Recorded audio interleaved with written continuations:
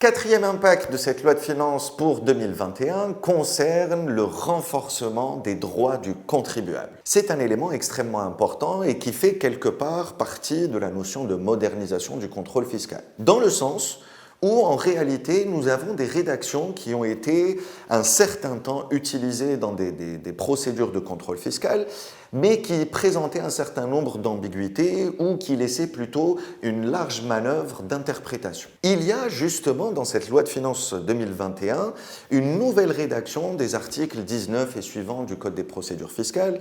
Il s'agit de l'article 19, 20, 20 bis et 21, qui ont été effectivement réaménagés pour d'une part, minimiser les ambiguïtés qui existaient et d'autre part, apporter un renforcement des droits du contribuable qui doivent être sous aucun prétexte bafoués, bien entendu. Et effectivement, ce sont des principes qui sont à la base constitutionnels, mais qui sont renforcés en matière de procédure. Il s'agit principalement de l'obligation du détail de l'information lorsqu'une demande est effectuée par l'administration fiscale, l'obligation de justifier de manière précise, de documenter, de citer les références légales.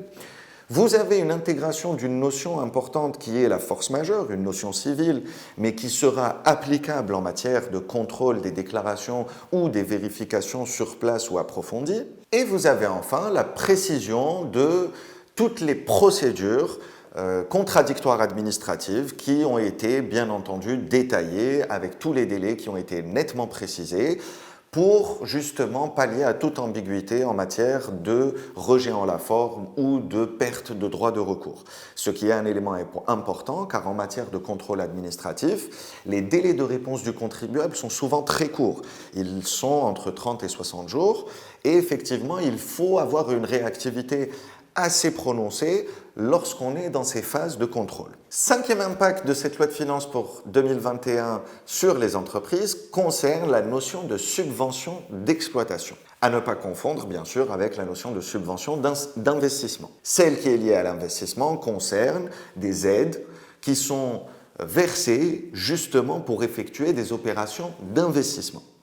Celles qui sont attribuées, accordées pour l'exploitation, pour la réalisation d'investissements qui sont relatifs à l'exploitation, au cycle d'exploitation des entreprises, celles-ci sont concernées. Effectivement, lorsqu'on vous accorde une subvention d'exploitation, ce n'est ni plus ni moins qu'un produit.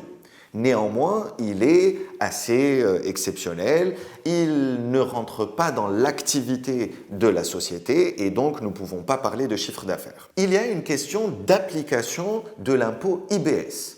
En réalité, c'est un produit qui va être imposable à l'impôt sur le bénéfice des sociétés, mais d'une manière différente que le reste des produits.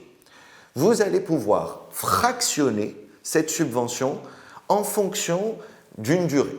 Si la subvention d'exploitation concerne un équipement qui fait partie des biens amortissables, donc qui peuvent subir un amortissement, on va fractionner la subvention sur la durée de l'amortissement de ce bien. Si en revanche le bien dont subvention n'est pas amortissable, n'est pas un bien qui ouvre à la possibilité de l'amortissement, nous allons utiliser une durée de 5 ans. Donc, je résume, cette subvention d'exploitation sera en réalité imposée par fraction en fonction soit de la durée d'amortissement si l'équipement est amortissable, soit sur une durée de 5 ans.